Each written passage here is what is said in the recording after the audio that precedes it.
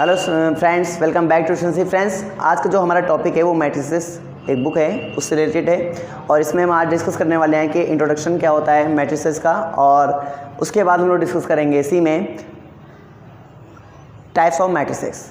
ठीक है, तो इतनी बातें चर्चा करेंगे जो भी आज हो पाएंगे आज, नहीं तो नेक्स्ट लेक्चर में। इसके बाद नेक्स्ट सीरीज आपके आएगी लीनियर अलजेब्रा की। तो पहले ये सीरीज खत्म करेंगे, उसके बाद लीनियर अलजेब्रा के डिस्कस करेंगे। और सीसा नेट क्वेश्चन और गेट के क्वेश्चन, IIT एग्जाम में जो पूछे गए क्वेश्चन, इनको भी हम लोग मिलकर सॉल्व करेंगे। राइट, तो स्टार्ट करते हैं आज के वीडियो। तो पहले हम लोग डिस्कस करेंगे कि क्या होता है मैट्रिसेस।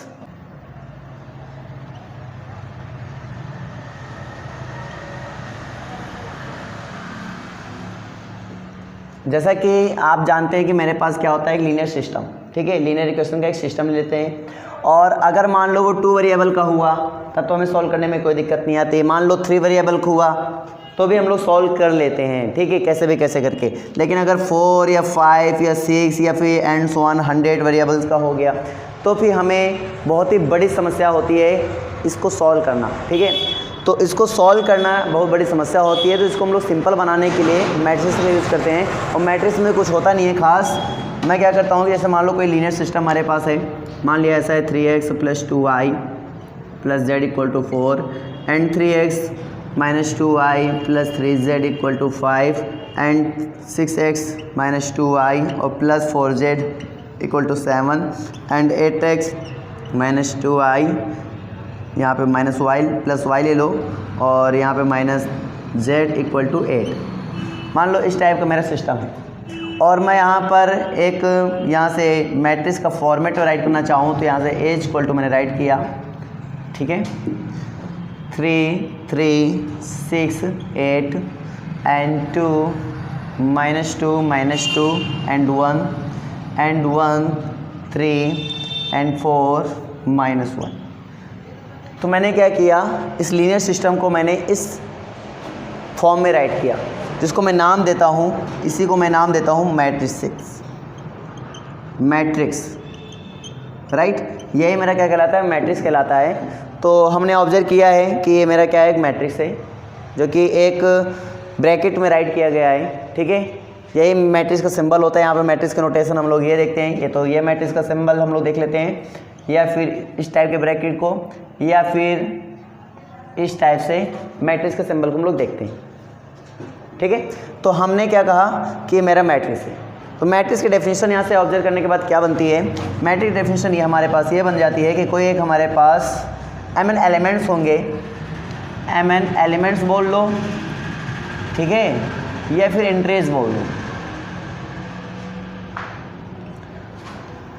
mn एलिमेंट्स बोल लो या फिर एंट्रीज बोल लो, और उसको अगर एक रेक्टेंगुलर अरे में रखा जाए, किसमें, रेक्टेंगुलर अरे में रखा जाए, और इस सिचुएशन को यानी इस सेट को, एक सेट होता है मैट्रिक्स, एक कुछ नहीं है, एक सेट टाइप में होता है। ठीक है, तो इस सेट को यानी इस रेक्टेंगुलर अरे को मैं क्या बोलता हूँ, मैट्रिसेस बोलते हैं हम लोग। और इसमें कुछ नहीं होता है कि जो मेरा m होता है वो नंबर ऑफ रोज होते हैं, नंबर ऑफ रोज। ठीक है, n क्या होता है, नंबर ऑफ कॉलम्स होते हैं। राइट, नंबर ऑफ रोज को m बोलते हैं और नंबर ऑफ कॉलम्स को n बोलते हैं। उसका ऑर्डर क्या होता है, m/n। इसको रीड करते हैं m/n। तो इसको हम लोग ऐसे भी नोट कर सकते हैं, और aij लिखने का पैटर्न होता है। aij का मीनिंग क्या होता है कि ith element and jth element. ith element row में पोजीशन को बताता है, और jth एलिमेंट कॉलम में पोजीशन को बताता है। इनकी पोजीशन को ये रिप्लेस करते हैं। जैसे कि मैं आपको एग्जांपल दे रहा हूँ कि मान लो 4x4 का मैं एक मैट्रिक्स राइट करना चाहता हूँ। राइट, तो इसमें क्या होगा, A11 मतलब पहला रो पहला कॉलम, ठीक है, A12 मतलब पहला रो दूसरा कॉलम, राइट, फिर A13 मतलब पहला रो तीसरा column, and A14 and A14 यानी पहला रो चौथा कॉलम हो गया।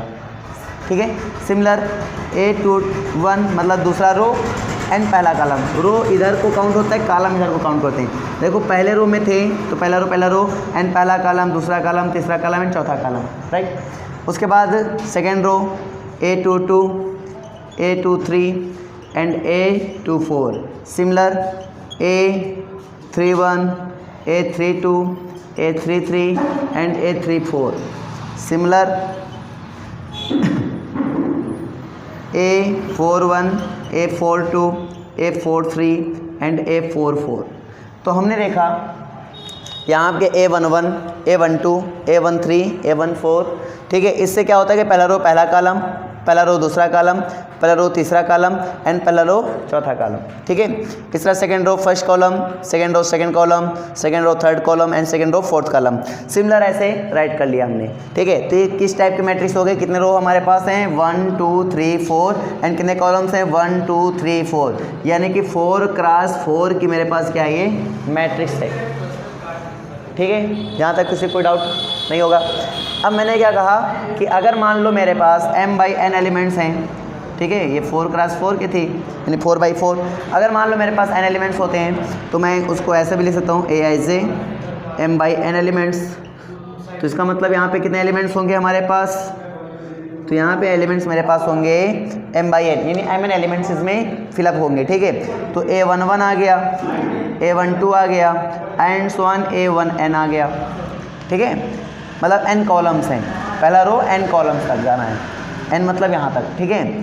उसके बाद A21, A22 and so on A2n, और ये इस तरह करते करते चला जाएगा। कितने रोज हैं हमारे पास? हैं m रोज हैं, ठीक है। AM1, AM2 and so on करते करते कहाँ जाओगे? AMn एलिमेंट्स आप फिलअप इसमें आराम से कर दोगे। और ये क्या हो गया? m/n की हमारे पास क्या हो गई? मैट्रिक्स हो गई। हमने क्या सीखा?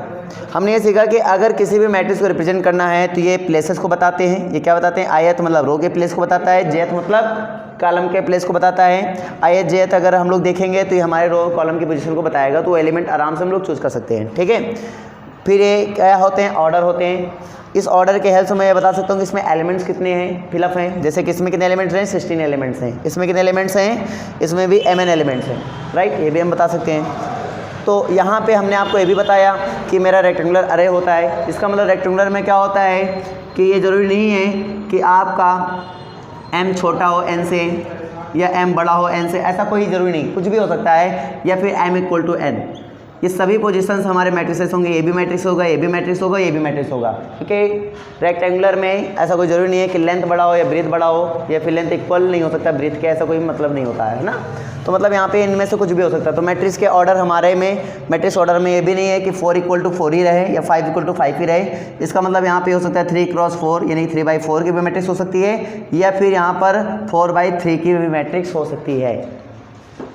सिमिलर, कोई दिक्कत हो तो बताइए यहाँ तक, ठीक है। अब हम लोग इसमें आगे बढ़ते हैं। आई होप आपको समझ में आ रहा होगा कि मैट्रिक्स का रिप्रेजेंटेशन कैसे देखते हैं, ठीक है। सिंपल कुछ बातें यहाँ पे मैं आपको बताना चाहता हूँ। जैसे कि मान लीजिए कोई हमारे पास Aij दिया गया, राइट, यहाँ पे i + j/2, और मुझसे क्वेश्चन बोल रहा है कि 4x4 का यानी 4/4 का एक मैट्रिक्स आप क्रिएट करें, Aij क्रिएट करें। तो क्या होगा? आप आराम से इसको बना सकते हैं, कोई दिक्कत वाली बात है नहीं, ठीक है। तो 4/4 की मैट्रिक्स कैसी हो जाएगी, इसको ट्राई करते हैं हम लोग। 4/4 को ज़्यादा ले रहे हैं, चलो छोटा ले लेते हैं, 3/3 की ले लेते हैं, ठीक है, 3/3। चलो इसको देख लो। A11, A12, A13, A21, A22, A23, A31, A32, A33, ये मेरे पास इंट्रीज हो गई इनकी, राइट। अब इनसे देखते हैं हम लोग क्या होता है। A11 मतलब पहला रो पहला कॉलम, तो पहला रो पहला कॉलम यानी 1 + 1 मतलब 2 होता है, 2/2 मतलब 1 आ गया। A12 मतलब 1, i की वैल्यू कितनी मेरे पास 1, और रो यानी कॉलम की वैल्यू कितनी है 2 है, तो मतलब 1 + 2 करेंगे कितना हो जाएगा 3, 3/2 का मतलब 3/2 ही आएगा, कोई दिक्कत है नहीं। इस तरह नेक्स्ट निकाल लेंगे हम लोग, 2 आ जाएगा, नेक्स्ट निकालेंगे 3/2 आ जाएगा, नेक्स्ट निकालेंगे 2 आ जाएगा, नेक्स्ट निकालेंगे 5/2 एंड 2 एंड 5/2 एंड 3। इस तरह से हम लोग इसको सॉल्व कर सकते हैं, ठीक है। यहाँ तक कोई प्रॉब्लम है नहीं। और ये हमारा हो गया 3/3 का मैट्रिक्स। तो आई होप आपको ये मैट्रिसेस की डेफिनेशन समझ में आया होगा। इससे आप किसी भी मैट्रिक्स का आराम से डिफाइन कर सकते हैं। जैसे कि मान लीजिए मुझे एक मैट्रिक्स गिवन है और उसमें एलिमेंट्स बताने हो तो कैसे बताएंगे। जैसे मान लीजिए 1 2 3 4 5 6 7 8 9 और इसमें प्लेसेस बताएंगे तो A11 के क्या होगा, A11 हमारा 1 हो जाएगा, ठीक है। यह क्वेश्चन ऐसे बोल देता है ना कि A11 बताइए, A21 A33, ठीक है, और A31, ऐसे मान लो एलिमेंट्स बताने हैं। तो इसके एलिमेंट्स क्या होगा, तो इसका एलिमेंट्स हो जाएगा मेरा 1, राइट। इसका एलिमेंट्स क्या होगा, A21 2 1, इसका एलिमेंट्स कितना आएगा मेरा 4 3 3 के 9 एंड A31 3 1 मतलब 7। तो इस टाइप से किसी भी मैट्रिक्स का आप एलिमेंट्स बता सकते हैं, कोई दिक्कत नहीं है यहाँ तक, है ना। ये तो इंट्रोडक्शन था ताकि आपको जनरल तरीके से पता चले कि हमारा मैट्रिक्स क्या होता है। अब बात हम करते हैं मैट्रिक्स के अलावा, ठीक है, टाइप्स ऑफ मैट्रिक्स में।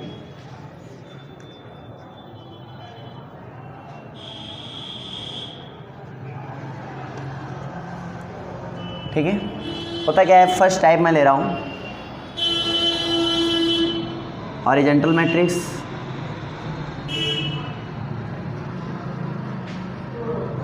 सेकेंड टाइप में ले रहा हूँ, ठीक है, vertical matrix, and third type में ले रहा हूँ row matrix, and fourth type में ले रहा हूँ कॉलम मैट्रिक्स,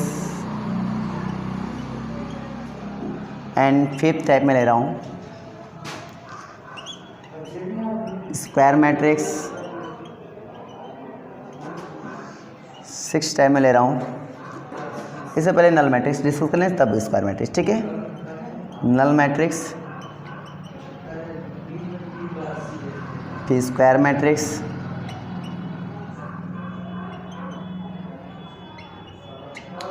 राइट। उसके बाद हम लोग लेंगे 7 नंबर में स्क्वायर मैट्रिक्स के बाद हम लोग ले लेंगे यहाँ पर diagonal matrix,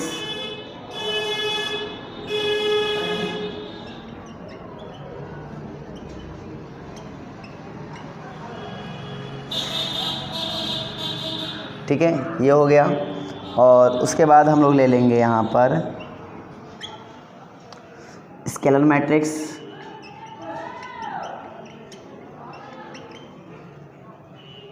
right. Diagonal elements की बात कर लें, वो भी हम लोग आपको प्रिंसिपल डायगोनल बता दें। यहाँ पे प्रिंसिपल डायगोनल चलो अभी डिस्कस कर देंगे, उसको तो मैं ऐसे समझा देंगे आपको, ठीक है। ये इतना यहाँ तक क्लियर हो गया ना, पहले इतने डिस्कस करेंगे, उसके बाद अगर टाइम बचेगा तो बताएंगे आगे, नहीं तो फिर नेक्स्ट हम लोग डिस्कस करेंगे, राइट। हॉरिजॉन्टल मैट्रिक्स में क्या बोल रहा है, हॉरिजॉन्टल मैट्रिक्स, देखो नाम से कुछ काम पता चल रहा है। हॉरिजॉन्टल मतलब ये हुआ कि एक ऐसा मेरे पास शेप है, जैसे कि मान लीजिए डस्टर्स में आपको समझा रहा हूँ, ठीक है। This is called horizontal, this is called vertical, this is called horizontal, right. अब इस हॉरिजॉन्टल शेप में आप देख सकते हैं कि अगर मैं रो काटना चाहूँ तो क्या हो गए, मोस्टली रो कम कटेंगे इन कंपेरिजन कॉलम, ठीक है। कॉलम ज़्यादा काट सकते हैं, यहाँ पर रो हम कम काट सकते हैं। तो इसका मतलब क्या हुआ कि यहाँ पे रो कम हो गए, कॉलम्स क्या होंगे, ज़्यादा होंगे। तो हॉरिजॉन्टल मैट्रिक्स में क्या होगा, अगर हॉरिजॉन्टल ऐसा हुआ तो रो हमारे पास कम होंगे, कॉलम्स क्या होंगे, हमारे पास ज़्यादा होंगे, तो उसको बोलेंगे हॉरिजॉन्टल मैट्रिक्स। यानी कि रो नंबर ऑफ रोज किसको बोलते हैं हम लोग, नंबर ऑफ रोज बोलते हैं m को, और नंबर ऑफ कॉलम किसको बोलते हैं n को। मतलब ऐसी मैट्रिक्स मान लो A की ऐसी मैट्रिक्स है, m/n का फॉर्मेट है उसका, जिनमें से m मेरे क्या होना चाहिए, लेस होना चाहिए n से। अगर m मेरा लेस होता है n से तो we can say about this matrix क्या कहलाएगा, ये हॉरिजॉन्टल मैट्रिक्स, राइट। ये क्या होगा, हॉरिजॉन्टल मैट्रिक्स होगा। आई थिंक आपको ये बात समझ में आ रही होगी कि हॉरिजॉन्टल मैट्रिक्स क्या होगा, ठीक है। वर्टिकल मतलब दिस इज, ये वर्टिकल पोर्शन होता है। वर्टिकल पोर्शन में आपको देख सकते हैं कि यहाँ पे कॉलम्स आप ज़्यादा काट सकते हैं और रोज़ क्या होता है, कम काट सकते हैं, ठीक है।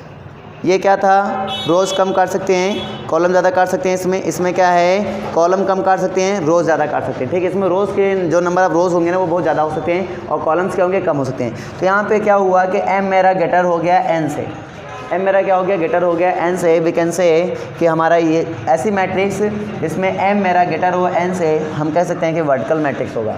कैसा मैट्रिक्स होगा, वर्टिकल मैट्रिक्स होगा, राइट। हॉरिजॉन्टल मैट्रिक्स हो गया, वर्टिकल मैट्रिक्स हो गया।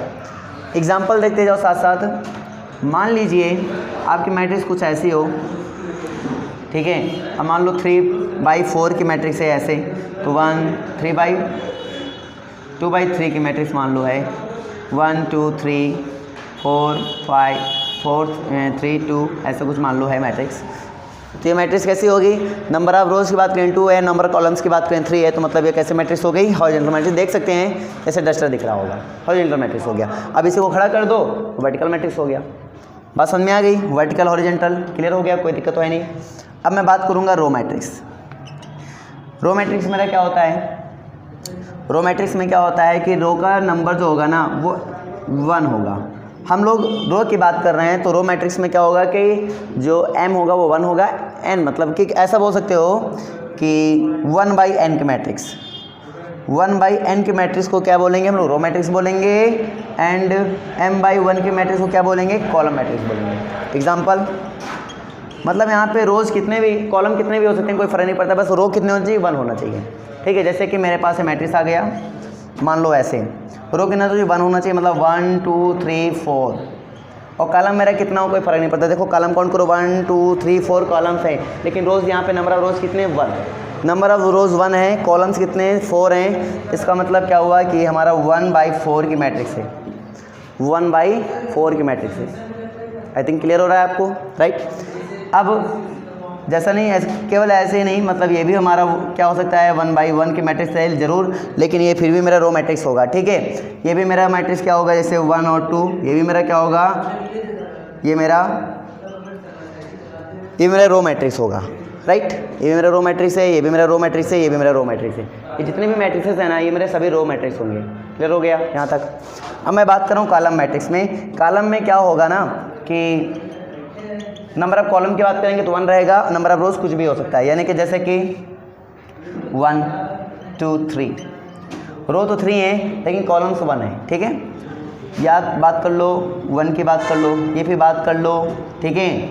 यहाँ पर 1 और 2 की बात कर लो, या फिर बात कर लो 1 2 3 4, राइट। इनमें से सभी जितने भी मैट्रिक्स मैंने आपको अभी बताए हैं, ये सभी मैट्रिक्स हमारे कैसे होंगे, कॉलम मैट्रिक्स होंगे। कैसे होंगे, सभी कॉलम मैट्रिक्स होंगे। It is clear. अब हम लोग देखेंगे नल मैट्रिक्स क्या होता है, तो नल मैट्रिक्स देख लेते हैं, उसके बाद हम लोग आगे बढ़ते हैं। नल मैट्रिक्स का मतलब होता है कि ऐसी मैट्रिक्स m/n की ऐसी मैट्रिक्स जिसमें सभी एंट्रीज क्या हों 0, सभी एंट्रीज क्या हों 0। m/n की ऐसी मैट्रिक्स जिसमें सभी एंट्रीज क्या होनी चाहिए, 0 होनी चाहिए, उसको बोलते हैं हम लोग नल मैट्रिक्स, राइट। तो जैसे कि मान लीजिए हमारे पास एग्जांपल, इसको नोटेशन कुछ ऐसे भी देते हैं और फिर कभी ना कभी इसको ऐसे भी लिख देते हैं, ठीक है। तो अपने अकॉर्डिंग आप इसको लिख सकते हैं, कोई दिक्कत वाली बात नहीं है। मैं यहाँ पे नोटेशन दे रहा हूँ ऐसा, और यहाँ पे राइट कर रहा हूँ जीरोस, तो 0 0 0 0 0 0 0 0 0। मैट्रिक्स का जो नोटेशन होता है वो हमेशा कैपिटल लेटर में होता है मोस्टली, ठीक है। और एलिमेंट्स जो एंट्रीज डालते हैं वो हमेशा स्मॉल लेटर में डालते हैं। बस समझ आ रही है। तो ये मेरा, अब ये भी नहीं, अब ये मेरा क्या है, 0 मैट्रिक्स है। इसमें ये ज़रूरी नहीं है कि ये हमारा m< हो या m> हो या फिर m=n हो, ठीक है। ऐसा कोई दिक्कत नहीं है। मतलब एक ऐसा भी हो सकता है कि सिंगल में ऐसे 0 भी लिख सकता हूँ, ये भी हमारा होगा। सिंगल में 0 0 0 ये भी लिख सकता हूँ, ये भी हमारा क्या होगा, नल मैट्रिक्स होगा। तो नल मैट्रिक्स में ज़रूरी नहीं है कि आपके m=n हो, ऐसा कुछ कहा नहीं जा सकता। तो नल मैट्रिक्स मेरा क्या हो सकता है, रो मैट्रिक्स भी हो सकता है, कॉलम मैट्रिक्स भी हो सकता है, वर्टिकल मैट्रिक्स भी हो सकता है, एंड हॉरिजॉन्टल मैट्रिक्स भी हो सकता है, ठीक है। तो अब आगे बढ़ाया जाता है मामले को।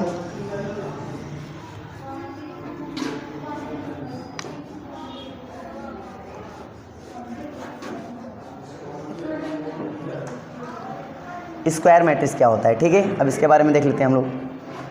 स्क्वायर मैट्रिक्स नाम से पता चल रहा है कि जिसमें n/n बोल सकते हो या m/n, मतलब जिसमें row and number of rows and number of columns क्या होते हैं, इक्वल होते हैं, उनको हम बोलते हैं स्क्वायर मैट्रिक्स, ठीक है। तो स्क्वायर मैट्रिक्स देख लेते हैं क्या होता है। अगर मैं स्क्वायर मैट्रिक्स की बात कर रहा हूँ तो आप इतना कह देना डायरेक्टली कि m=n, यानी जिसमें नंबर ऑफ रोज और नंबर ऑफ कॉलम्स क्या होते हैं, इक्वल होते हैं, उनको हम लोग बोलते हैं स्क्वायर मैट्रिक्स, राइट। अब यहाँ पे अगर हम बात करें तो a m/m या फिर a n/n, राइट। या फिर ऐसा बोल सकते हो या फिर ऐसा बोल सकते हो या फिर ऐसा बोलो a m/n where m=n। Square matrix हम लोग डिस्कस कर चुके हैं। ठीक है, स्क्वायर मैट्रिक्स में अगर एग्जांपल देना चाहूँ आपको स्क्वायर मैट्रिक्स का, तो वो ये हो सकता है कि जैसे मान लीजिए 1 2 3 4 5 6 7 8 9, this is called square matrix, 3x3 की मैट्रिक्स, राइट। और या फिर अगर मैं एग्जांपल दे ही रहा हूँ तो यहाँ पे ऐसा भी हो सकता है कि 0 0 0 0 0 0 0 0 0, ये भी मेरा क्या हो जाएगा 3x3 की स्क्वायर मैट्रिक्स होगा। ठीक है, या फिर इसको मैं ऐसा भी बोल सकता हूँ 1 0 0 0 1 0 0 0 1, ये भी मेरा क्या होगा 3x3 की स्क्वायर मैट्रिक्स होगा, राइट। अब इसमें इंट्रीज मैटर नहीं करता कि इंट्रीज क्या होंगी, बस हमें ये देखना कि उनका ऑर्डर जो होना चाहिए 3x3 होना चाहिए। इंट्रीज मैटर नहीं करती कि इंट्रीज हमने क्या फिलअप उसमें किया है। क्लियर हो गया?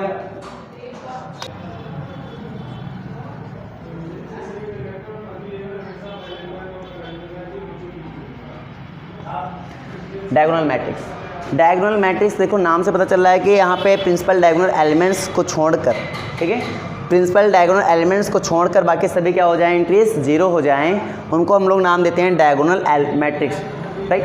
डायगोनल मैट्रिक्स में आपको मैंने अभी बताया कि प्रिंसिपल एलिमेंट्स को छोड़कर बाकी सभी जीरो हो जाएं, that means Aij equal to 0 when I does not equal to j and Aij हमारा जीरो नहीं होना चाहिए। प्रिंसिपल एलिमेंट इसको बोलते हैं प्रिंसिपल डायगोनल, ठीक है, Ai बोलो या फिर Aj बोलो, राइट, इसको बोलते हैं प्रिंसिपल डायगोनल।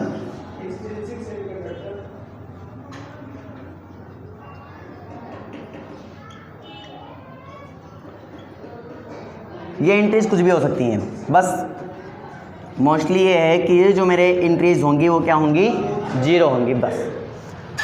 तो एग्जाम्पल के तौर पे हम बात कर रहे हैं, तो एग्जाम्पल देख लेते हैं इसका, जैसे 1 2 3 और यहाँ पे कुछ भी हम फिलअप कर सकते हैं। हाँ, एक बात और, डायगोनल मैट्रिक्स जो होता है वो हमेशा क्या होगा, स्क्वायर मैट्रिक्स होगा, राइट। वो हमेशा क्या होगा, एक स्क्वायर मैट्रिक्स होगा, जैसे कि मैंने आपको फॉर्मेट दिया है Aij m/m या फिर n/n, m/m बोलें तो भी स्क्वायर मैट्रिक्स निकल रहा है, n/n बोलें आप देख सकते हैं कि दोनों इक्वल हैं, मतलब ये भी एक स्क्वायर मैट्रिक्स ही निकल रहा है, ठीक है। तो यहाँ पर क्या हुआ कि प्रिंसिपल एलिमेंट्स को छोड़कर अदर एलिमेंट्स, प्रिंसिपल एलिमेंट्स यानी ये एलिमेंट्स को छोड़कर या डायगोनल एलिमेंट को छोड़कर या फिर प्रिंसिपल डायगोनल को छोड़कर, कुछ भी बोल सकते हो आप, ठीक है, छोड़कर अदर क्या हैं, इंट्रीज क्या हो जाएँ, जीरो हो जाएँ, अदर इंट्रीज जीरो हो जाएं तो हम लोग कहेंगे कि डायगोनल मैट्रिक्स होगा, ठीक है। इसी में अगर स्केलर मैट्रिक्स की बात कर लें, हम स्केलर मैट्रिक्स की बात कर लें, तो स्केलर मैट्रिक्स मेरे से कहता है कि आप ऐसा करिए कि यहाँ पे जो इंट्रीज हैं, ठीक है, स्केलर मैट्रिक्स में यहाँ पे जो इंट्रीज हैं, कौन से डायगोनल एलिमेंट्स जो हैं डायगोनल मैट्रिक्स में ही, तो डायगोनल एलिमेंट्स हैं उनके सभी एलिमेंट्स क्या होने चाहिए, इक्वल होने चाहिए। इसका मतलब क्या हुआ, इसका मतलब ये हुआ कि A11 equal to A22 equal to A33 equal to and so on ANN, वो क्या होने चाहिए, एक कांस्टेंट वैल्यू होनी चाहिए, राइट। एग्जांपल के तौर पे अगर बताऊं तो यहाँ पे 2, ये थोड़ा बड़ा ले लीजिए, जैसे 2 2 2 0 0, ये हो सकता है आपका 2/2 की मैट्रिक्स है ये, 3 0 0 0 3 0 0 0 3, ये भी हो सकता है आपका, राइट। अच्छा, यहाँ से एक बार ऑब्जर्व करिए, तो मैट्रिक्स में ध्यान से ऑब्जर्व करें, तो ये हम लोग क्या देख रहे हैं कि यहाँ पे अगर 3 कॉमन ले रहे जाए तो हो जाएगा 1 0 0 0 1 0 0 0 1, और इसको बोलते हैं आइडेंटिटी मैट्रिक्स। ये मैंने अभी डिफाइन नहीं किया, वो भी हम डिफाइन कर रहे हैं, इसको बोलते हैं आइडेंटिटी मैट्रिक्स। और ये हो गया कांस्टेंट वैल्यू, यानी कि ये मैट्रिक्स कुछ ऐसा हो सकता है कि मान लो ये कोई भी मैट्रिक्स होगा, वो हमेशा किसके इक्वल होगा, एक कांस्टेंट वैल्यू, एंड ये होगा मेरा A के, जो कि ये हो जाएगा आपका आइडेंटिटी मैट्रिक्स। कुछ ऐसा भी निकल रहा है यहाँ पे फॉर्मेट, राइट। कोई प्रॉब्लम किसी को नहीं है ना, ठीक है। तो ये मेरा हो गया स्केलर मैट्रिक्स।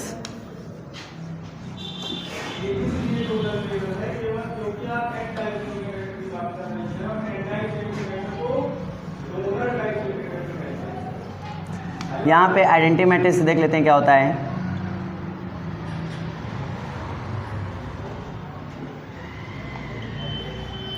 आइडेंटिटी मैट्रिक्स, ठीक है।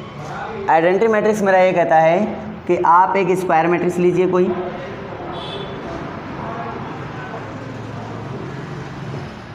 राइट, एक आप स्क्वायर मैट्रिक्स लीजिए और उसमें जो एलिमेंट्स 1 होंगे जो कि i इक्वल टू जब j होगा, और अदर में क्या होगा, 0 होगा जब मेरा i does not equal to j होगा। मतलब जब रो और कॉलम की पोजीशंस क्या होंगी, सेम होंगी, जैसे A11, A22, A33, A44, तो उस सिचुएशन में मैं उसकी वैल्यू 1 रखूँगा इंट्रीज में, ठीक है। और इंट्रीज मतलब जो एलिमेंट्स फिलअप होते हैं पूरे आइडेंटिटी मैट्रिक्स में 2 एलिमेंट्स फिलअप होते हैं, 1 और 0, इसके अलावा और कुछ नहीं। इंट्रीज जो डाली जाती हैं 1 और 0 की एक मैट्रिक्स होती है, जिनमें लिखने का पैटर्न कुछ ऐसा होता है कि AIJ में आपके 1 आए जब हमारा i इक्वल टू क्या हो, j हो, एंड AIJ में एलिमेंट 0 आएगा जब i इक्वल टू के डज नॉट इक्वल टू क्या होगा, 0 होगा, इस सिचुएशन में, ठीक है। तो हम लोग डिस्कस कर रहे हैं मैट्रिक्स के बारे में, तो इतना हमें काम क्लियर हो गया होगा आई थिंक। तो एग्जांपल देख लेते हैं एक बार इसका, जैसे कि AIJ में 2×2 की मैट्रिक्स देख लो तो आराम से एलिमेंट्स 1 1 0 0, ये 2×2 की मैट्रिक्स हो गई, राइट। 3×3 की मैट्रिक्स अगर देख लो, अच्छा नोटेशन इसको कुछ ऐसा भी दे देते हैं, इसको I2 भी बोल देते हैं, I2 इक्वल टू 1 0 0 1, क्लियर हो गया नहीं हो गया। अगर I3 की बात करेंगे हम लोग तो हमारे पास क्या हो जाएगा, 1 0 0 0 1 0 एंड 0 0 1, इसको 3×3 की मैट्रिक्स भी बोलते हैं, आइडेंटिटी मैट्रिक्स। आइडेंटिटी मैट्रिक्स 3×3 की, इसका ऑर्डर कितना है, 3, आराम से, राइट। तो इस टाइप से आप आइडेंटिटी मैट्रिक्स को डिफाइन कर सकते हैं। अब हम लोग डिस्कस करेंगे अपर triangular and lower triangular matrix, ठीक है।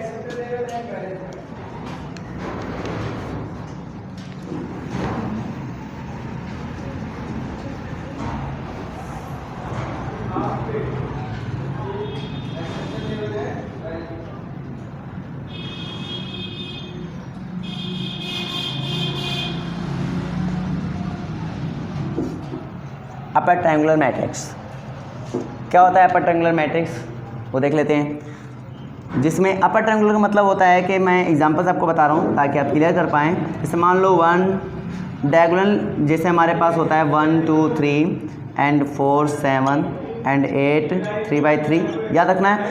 ये भी स्क्वायर मैट्रिक्स ही होते हैं सभी। AIJ कैसा फॉर्मेट होता है, n×n का फॉर्मेट होता है, मतलब स्क्वायर मैट्रिक्स होते हैं यहाँ पे, ठीक है। एलिमेंट्स फिलअप करने का कुछ ऐसा मेथड होता है कि रो में जो नंबर्स हैं वो कॉलम से क्या हो, मेरे क्या हो, कम हो, राइट। ऐसा बोल सकते हो आप,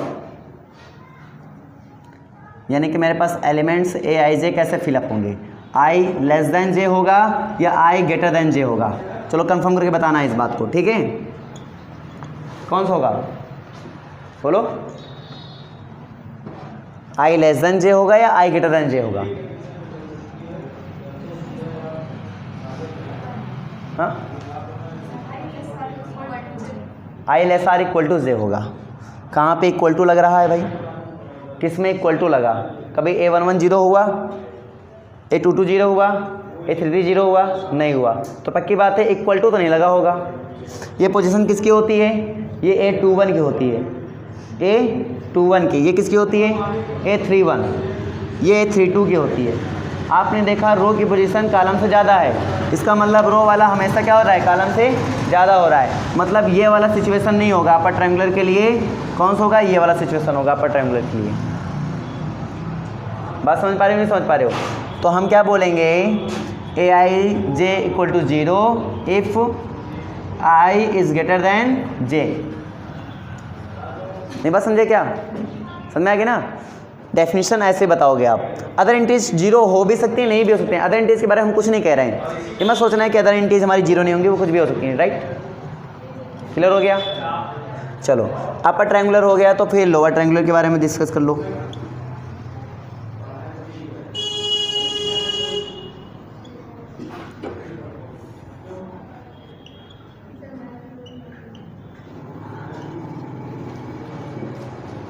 लोअर ट्रायंगुलर मैट्रिक्स क्या होता है,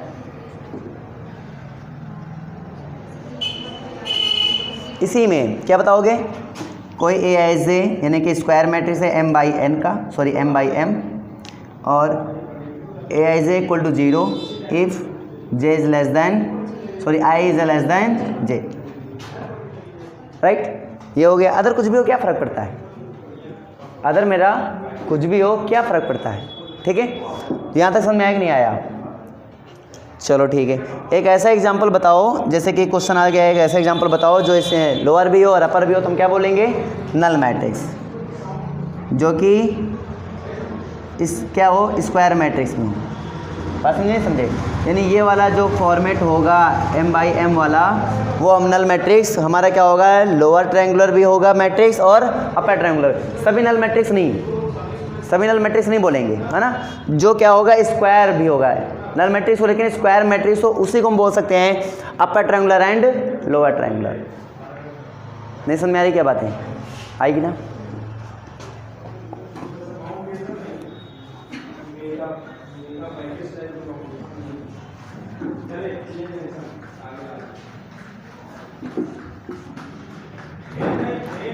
ऑफ मैट्रिसेस,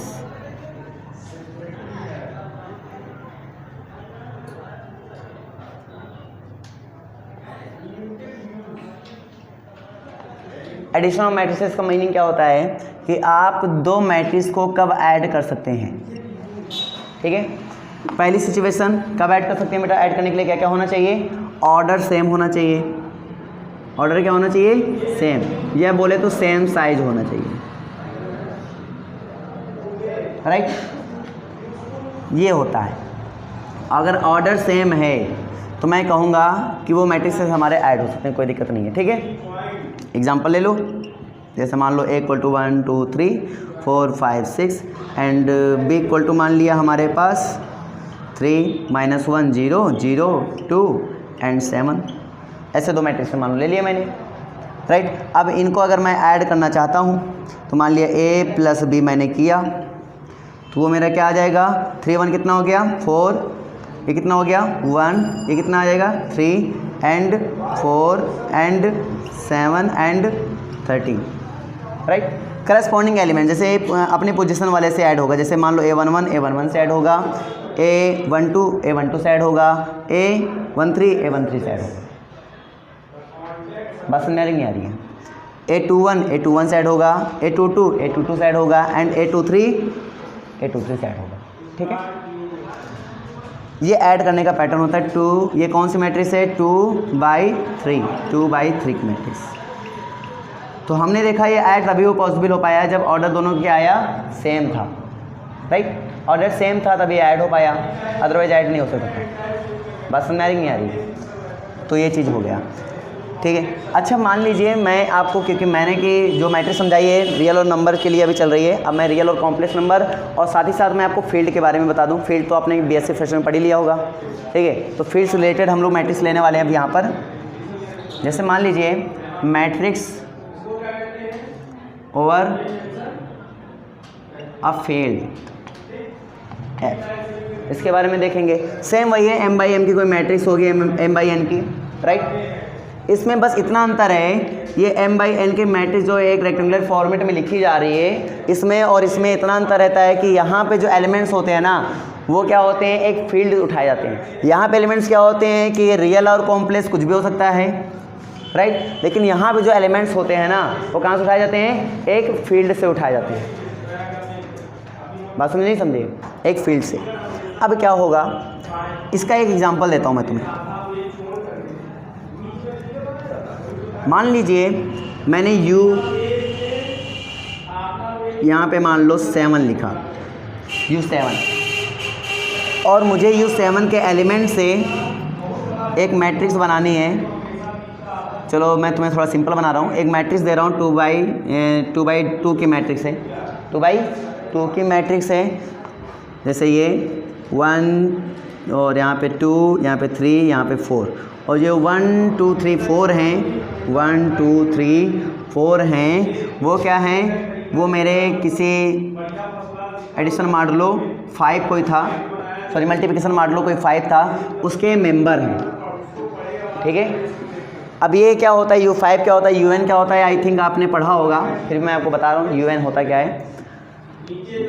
यहाँ पे UN जो डिफाइन होता है वो कुछ ऐसा होता है कि रिलेटिवली प्राइम, आप लोग जानते होंगे रिलेटिवली प्राइम, नहीं पढ़ा? Relatively prime BC first year algebra. चलो मैं आपको बताता हूँ। GCD फाइंड करना तो पता होगा। Greatest common divisor of A comma B, है ना, पढ़ा है ना। तो जैसे कि मान लीजिए हमारे पास यहाँ पे 2 और कामा 5 आ जाए, 2 कामा 5 आ जाए, तो इसमें ग्रेटेस्ट कॉमन फैक्टर कितना है, सॉरी ग्रेटेस्ट कॉमन डिवाइज़र कितना है जो दोनों डिवाइड करता हो? ऐसा नंबर बताओ जो दोनों डिवाइड करता हो, जो दोनों डिवाइड करता हो। कोई है नंबर, कॉमन नंबर नहीं है तो 1 बोलेंगे। क्या बोलेंगे? 1। तो इसका जीसीडी कितना होगा? 1 होगा। बात समझ में आ रही नहीं आ रही है? अगर हमने बोला जीसीडी ऑफ 6 and 4, इसका बताओ। हाँ 2। ये बात समझ में आ रही क्या? आ गई ना। जैसे हमने बोला जीसीडी ऑफ 6 and 8, इसका बताओ। इसका भी 2 होगा। इधर 4 and 8, अब बताओ 4 होगा। ये तो बस समझ में आ गई है कि सिंपल है ना। लेकिन रिलेटिवली प्राइम क्या बोलता है? रिलेटिवली प्राइम ये बोलता है कि जिसका जीसीडी 1 हो वो रिलेटिवली प्राइम होता है। वो एलिमेंट्स क्या होंगे? रिलेटिवली प्राइम होंगे। मान लीजिए ये हमने बोला और ये कितना आ जाए? 1 आ जाए। क्या आ जाए? 1। जैसे कि मैं यहाँ पर मैट्रिक्स में डिफाइन कर रहा हूँ और मैट्रिक्स में ओवर चल रहा है फील्ड, मतलब जो एलिमेंट्स होंगे वो किसके होंगे? मेंबर, एक फील्ड के मेंबर होंगे। बात समझ में आ रही नहीं आ रही है? आ रही है ना। अब मैं क्या कह रहा हूँ, इधर क्लियर हो गया बेटा ये? अब यहाँ पे जो एलिमेंट्स राइट करेंगे ना वो n से क्या होंगे? लेस होने चाहिए, ठीक है। रिलेटिवली प्राइम, और हमें यहाँ पे जो नंबर लिखना है वो नेचुरल नंबर लिखना है, यानी पॉजिटिव इंटीजर बोलना है, 1 2 3 4 5 एंड सो ऑन, राइट। और n से लेस तक जाना है। और जो एलिमेंट्स यहाँ राइट करोगे वो इनके साथ रिलेटिवली प्राइम होना चाहिए। कैसा प्राइम होना चाहिए? रिलेटिवली प्राइम, ठीक है। जैसे मान लो हमने यहाँ पर 7 लिखा, तो यहाँ पर कितने एलिमेंट्स आएंगे? देखना 1 आएगा बेटा, 1 तो पक्का ही आएगा। 2 आएगा, कोई कॉमन फैक्टर है नहीं, 1 ही होगा, तो 1 रिलेटिवली प्राइम होता है ना। जब ग्रेटेस्ट कॉमन डिवाइजर यानी जीसीडी, इन दोनों एलिमेंट का जीसीडी अगर 1 आ रहा है तो मतलब ये रिलेटिवली प्राइम होगा। तो लिखा जाएगा 3, लिखा जाए नहीं लिखा जा सकता, लिखा जाएगा 4 5 एंड 6। यहाँ पे कोई दिक्कत नहीं है। अगर मान लो हमें U10 लिखना है, अब बताना बेटा 1 लिखा जाएगा नहीं लिखा जाएगा? लिखा जाएगा। 2 लिखा जाएगा, 2। क्या रिलेटिवली प्राइम इसका 1 होगा? मतलब जीसीडी इसका 1 होगा? इसका जीसीडी देखो 1 होगा? नहीं होगा, तो मतलब 2 नहीं लिखा जा सकता। वहाँ पे जो एलिमेंट लिखोगे वो रिलेटिवली प्राइम होना चाहिए। रिलेटिवली प्राइम का मतलब हुआ कि अगर मैं इस एलिमेंट के साथ जीसीडी निकालता हूँ तो वैल्यू कितनी आनी चाहिए? 1 आनी चाहिए। बात समझ में आ रही कि नहीं आ रही है? अगर मैं सेट को डिफाइन करूँ तो सेट ऐसा है, UN equal to A such that GCD of A, N equal to 1 होना चाहिए। अब तो बात समझ में आया कि नहीं आया? अगर ऐसा होता है तो मैं कहूँगा कि वो सारे मेंबर राइट कर दो, इसमें क्या दिक्कत है? तो मैं वही कर रहा हूँ। 2 नहीं हो सकता, 3 हो सकता है, 4 हो सकता है, नहीं हो सकता, 5 नहीं हो सकता, 6 देखो नहीं हो सकता, 2 काउंट मिल रहा है ना, 7 हो सकता है, 8 9 हो सकता है ना, बिल्कुल। अब तो बात क्लियर हुई कि नहीं हुई? हुई ना। तो मेरे 2 बाई 2 का कोई मैट्रिक्स है और मैंने जैसा कि आपको दिखाया भी, राइट। और मॉडलो कितना मेरे पास है? मॉडलो 5 है, मल्टीप्लिकेशन मॉडलो 5। अब तो बात समझ में आ रही है। इंट्रीज कैसे भरी जाएंगे? क्लियर हो गया नहीं हो गया? ठीक है। इंट्रीज जो होनी चाहिए 5 के लिए कितनी इंट्रीज हो सकती है मेरे पास? अगर 5 ना लिखता हूँ मैं यहाँ पे, मान लो यहाँ पे मैंने आपके लिख दिया, ये मान लो 2, ये यहाँ पे आ गया 3, मान लो ऐसा हो गया। और मैंने यहाँ पे मान लो 4 ले लिया। क्या ले लिया? 4 ले लिया। ये 1 ऐसा लिख दिया। 4 में कितने एलिमेंट्स हो सकते हैं? 1 और 3। भाई U4 की बात करोगे, मान लो 4 चल रहा है, U4 की बात करो, इसमें कितने एलिमेंट्स हो सकते हैं? 1 और 3। इनके अलावा कुछ और हो सकता है? बताओ। नहीं हो सकता। बात समझ में आ रही नहीं आ रही है? डिफिकल्ट तो नहीं लग रहा है? तो ये इसका मैट्रिक्स हो सकता है नहीं हो सकता? बिल्कुल हो सकता है ना। कोई डाउट हो बताओ। अगर नॉर्मल मल्टीप्लिकेशन मॉडल ले रहे हैं, कैसा ले रहे हैं? नॉर्मल मल्टीप्लिकेशन मॉडल हो, तो मल्टीप्लिकेशन नॉर्मल मॉड्यूलो ले रहे हैं, तो मतलब एक कोई set Z dash N define कर लो, यानी Z4 वो कैसा हो जाएगा 1 2 3 बस ऐसे, ठीक है। ये अलग है, ये अलग है, बात समझे नहीं समझे। इसमें कैसे एलिमेंट लिखे जाते हैं मैंने आपको बताया अभी, इसमें कैसे लिखे जाते हैं, इसमें लिख दो रेंडमली। और अच्छा मॉड्यूलो का मतलब जानते हो, मॉड्यूलो का मतलब क्या होता है भाई, मैट्रिक्स जरूर पढ़ रहे हो, अलजेब्रा भरपूर अप्लाई होती है, ठीक है। अभी तो स्टार्ट हुआ है, अभी 2-4 क्वेश्चन में अप्लाई कर रहा हूँ, उसके बाद जब भी आप लीनियर अलजेब्रा पढ़ेंगे तो हर जगह मैट्रिक्स अप्लाई होने वाली है। तो इसका मतलब क्या है कि हमें ये सब जानकारी होनी चाहिए। तो यहाँ पे जैसे मल्टीप्लिकेशन मॉडुलो है, तो ए मल्टीप्लिकेशन मॉडुलो एन अगर मेरे पास ऐसा आता है तो आप ए और बी का मल्टीप्लाई करिए और एन से करिए डिवाइड, जो रिमाइंडर आए उसको यहाँ लिखिए। यहाँ किसको लिखा जाता है, रिमाइंडर को। जैसे मान लीजिए 2 और मॉडुलो 4 है यहाँ पर, यहाँ पे है मान लो 12, इनका करो मल्टीप्लाई और 4 मॉडुलो करने पर बताओ कितना लिखेंगे, रिमाइंडर कितना आएगा, 6 आएगा क्या, 24 हुआ, 4 से डिवाइड कराओगे तो 4 6 जा 24, मतलब रिमाइंडर कितना आएगा 0 आएगा। रिमाइंडर का देखो, रिमाइंडर राइट। तो मॉडुलो का मतलब समझ में आया कि नहीं आया, आ गया ना। मल्टीप्लिकेशन मॉडुलो चल रहा है, मैं क्यों बता रहा हूँ, मैं समझ में आ जाएगा तुम्हें। अब मैं तुम्हें ऐड सब्ट्रैक्ट सिखाता हूँ, ठीक है। तो मैंने ये जो 2x2 के मैट्रिक्स लिया है, ये जो एलिमेंट्स हैं 1 और 3, ये कोई Z-4 के एलिमेंट्स होंगे और मॉडुलो कैसा चल रहा है, मल्टीप्लिकेशन मॉडुलो चल रहा है, राइट। इसमें भी वही होगा, मल्टीप्लिकेशन मॉडुलो है 2, यहाँ 2 2, ठीक है, 1 3 2 1। ये भी वही होगा कि जो 1 2 3 हैं वो भी किसी के मेंबर हैं, Z4 के। बात समझ में आ रही नहीं आ रही है। अब ये कोई ए मैट्रिक्स है, ये कोई बी मैट्रिक्स है, ठीक है, ये कोई बी मैट्रिक्स है। मुझे सब्ट्रैक्ट करना है इनका। क्या सब्ट्रैक्ट नहीं हो सकते, सेम ऑर्डर है, सब्ट्रैक्ट हो सकते हैं आराम से, कोई दिक्कत नहीं है। अच्छा सब्ट्रैक्ट तो हो रहे हैं तो कर लो भाई।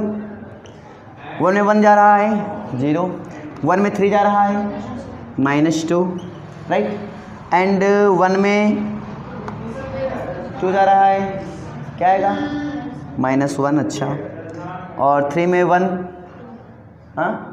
2,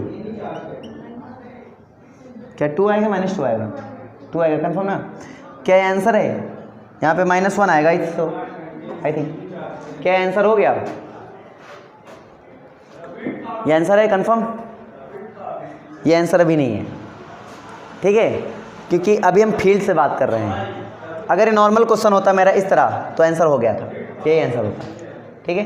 लेकिन अगर मैं बात कर रहा हूँ एक फील्ड की बात कर रहा हूँ, ये फील्ड से मेरे मेंबर उठाए गए हैं, तो ये फिर मेरा आंसर नहीं है। फिर आंसर क्या है इसका, -2 है ना, तो -2 है तो बताओ -2 का भी रिमाइंडर तो हो नहीं सकता, मतलब कोई ज़्यादा बार टेबल ने पढ़ दिया होगा। मतलब ये हुआ होगा कि यहाँ पे एलिमेंट क्या लिख सकते हैं, प्लस का 2, यहाँ पे एलिमेंट क्या लिखा जाएगा, प्लस का 2, है ना।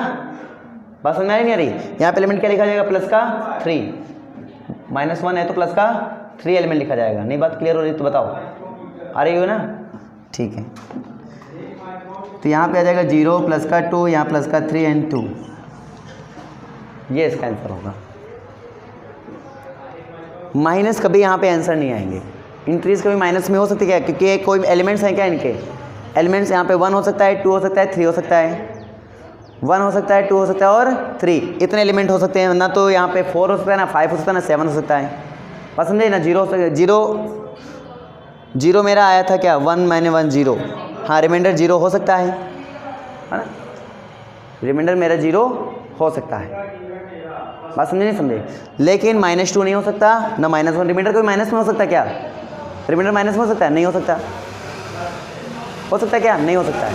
इसलिए मैं माइनस नहीं लिख सकता हूँ, यहाँ पर 0 लिख सकता हूँ। रिमाइंडर 0 हो सकता है, 0 हो सकता है। अगर 4 से डिवाइड करो रिमाइंडर क्या क्या हो सकता है, 0 हो सकता है, 1 हो सकता है, 2 हो सकता है एंड 3 हो सकता है। 4 नहीं होगा और ना तो मेरा माइनस में होगा, ना 4 मोर देन होगा और ना तो मेरा माइनस में होगा। 0 होगा या तो 1 होगा या तो 2 होगा या तो 3 होगा। बात पकड़ में आई कि नहीं आई, अगर 4 से डिवाइड कर रहे हो तो, ठीक है। क्या क्वेश्चन है समझ में तो बताओ बेटा, आ गया। तो अब हम लोग फील्ड को भी साथ में लेकर चलेंगे। अब जो भी क्वेश्चन पढ़ेंगे हम लोग पहले नॉर्मल जो रियल एंड कॉम्प्लेक्स से मेरा आता है उसको पढ़ेंगे, उसके बाद मैट्रिक्स ओवर ए फील्ड उससे भी पढ़ेंगे हम लोग। तो दोनों लेकर चलेंगे साथ में, ताकि हमें जब लीनियर अलजेब्रा हम लोग पढ़ेंगे तो हमें कोई प्रॉब्लम नहीं आएगी। पसंद आ रही ना? थोड़ा अलजेब्रा का बेसिक है ये, आपको आना चाहिए।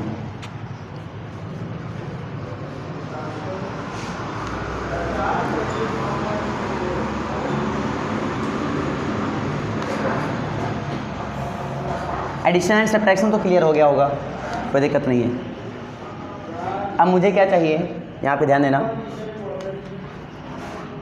मैं बात कर रहा हूँ एडिशन जो मेरा होगा, मान लो कोई ए आई जे है मैट्रिक्स, एक मैट्रिक्स ए आई जे होगी m/n की, उसी ऑर्डर का सेम ऑर्डर का कोई बी आई जे मैट्रिक्स है मेरे पास m/n का सेम ऑर्डर है, ये मान लो ए मैट्रिक्स, ये मान लो बी मैट्रिक्स, ठीक है। मैं बहुत बात कर रहा हूँ, ये कोई दो मैट्रिक्स है मेरे पास, या फिर कोई कलेक्शन है, कोई कलेक्शन है मैट्रिक्स का, m मेरा कलेक्शन है कोई मैट्रिक्स का, m/n का कलेक्शन है ए आई जे m/n का, ठीक है। और मैं बात कर रहा हूँ such that A I J belongs to real number, increase मेरे रियल नंबर की है। मैं बात कर रहा हूँ क्या m एडिशन मॉडुलो पर, यानी कि कंपोजिशन कैसा है, एडिशन है, ऑपरेशन कैसा है, एडिशन है, इस वाले सिस्टम में क्या ये मेरा ग्रुप होगा, एज अ ग्रुप, क्या मेरा ग्रुप होगा,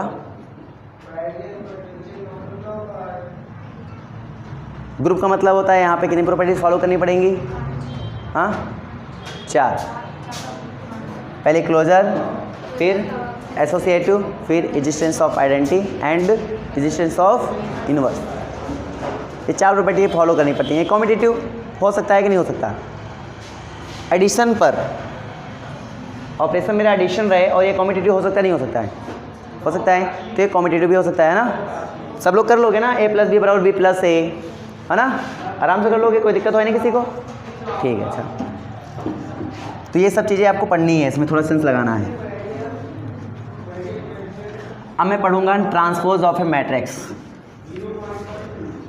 ये जो हमें फील्ड बताएं इनको हम लोग यूज़ करते रहेंगे, ठीक है। अभी बहुत सारे फील्ड होते हैं, लेकिन जो हम लोग ज़्यादा खास कर यूज़ करेंगे वो तुम्हारे सामने फील्ड में लिख दिया था, है ना।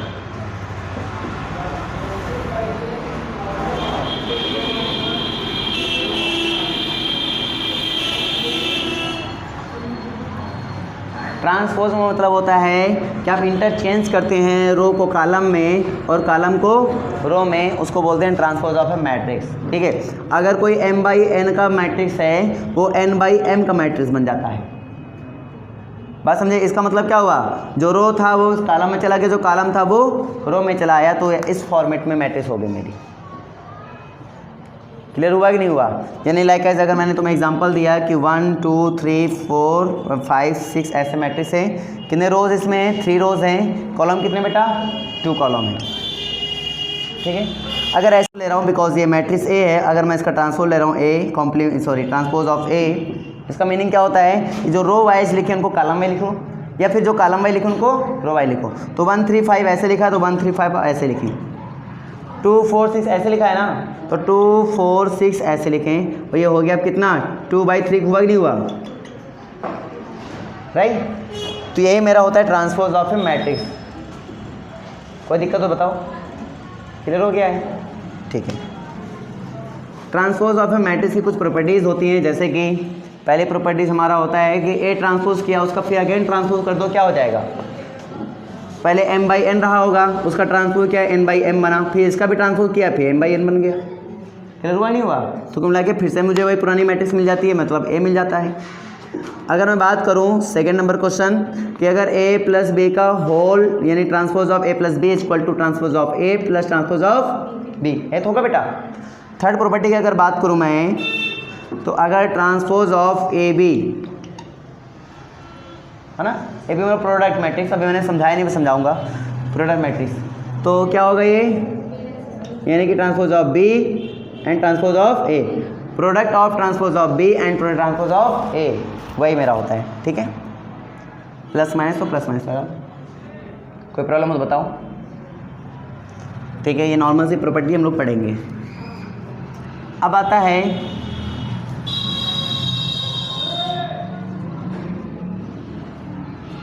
Conjugate of A matrix, right. क्या होता है कॉन्जुगेट ऑफ ए मैट्रिक्स?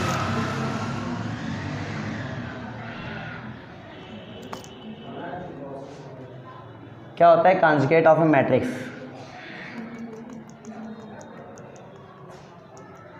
नहीं पता?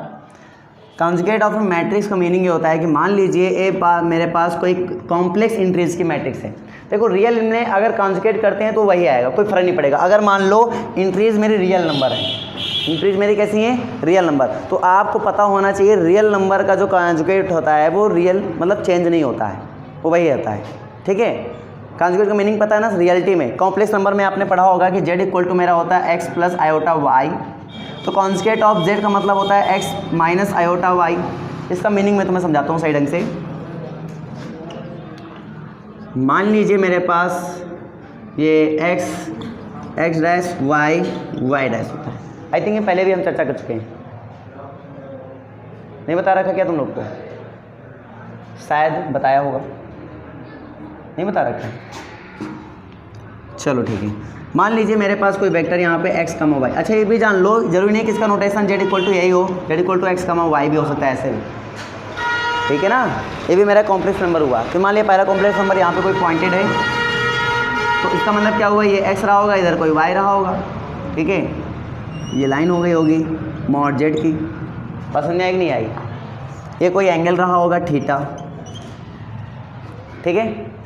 अगर मैं यहाँ पर इसकी सिमेट्री निकालूँ ऐसे एज ए मिरर, इसको फेस करो एज ए मिरर, और मिरर यहाँ पे रख के देख लेना, ऐसे घर में करके ऐसे मिरर रख के देखना।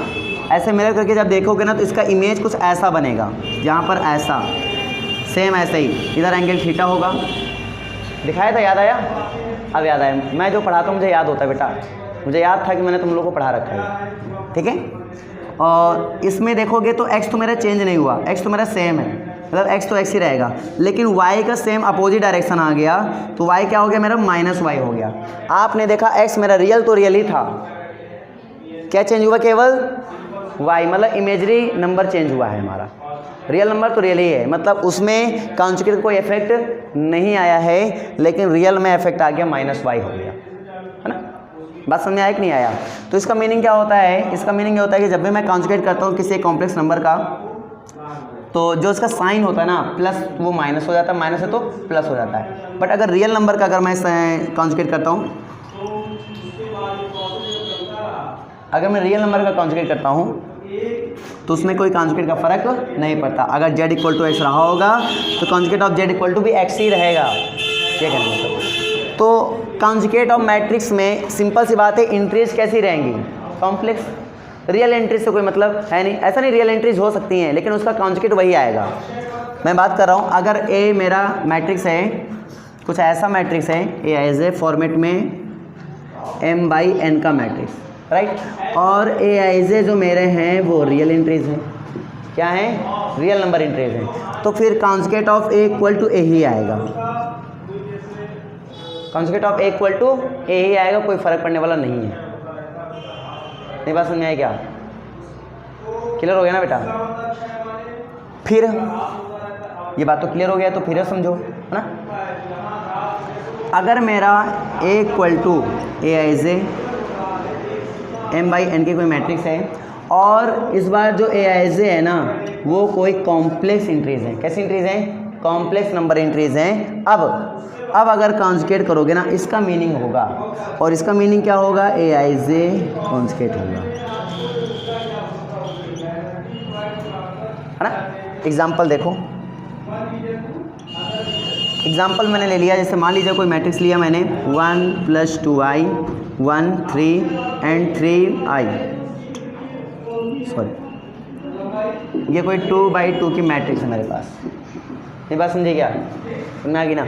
और अगर मैं A इक्वल टू है और मैं इसका कॉन्जुगेट कर रहा हूँ, तो मैंने क्या बोला? जो भी इसकी इंट्रीज होती है उनका कॉन्जुगेट हो जाता है ना। तो इसका मतलब क्या होगा कि 1 + 2i का कॉन्जुगेट होगा तो 1 - 2i आ जाएगा, 1 का कॉन्जुगेट 1 होगा, 3 का कॉन्जुगेट 3 होगा, इसका करेंगे तो 3i होगा। बात ना समझो तो बताओ, आ गई ना। इसी में ट्रांसपोज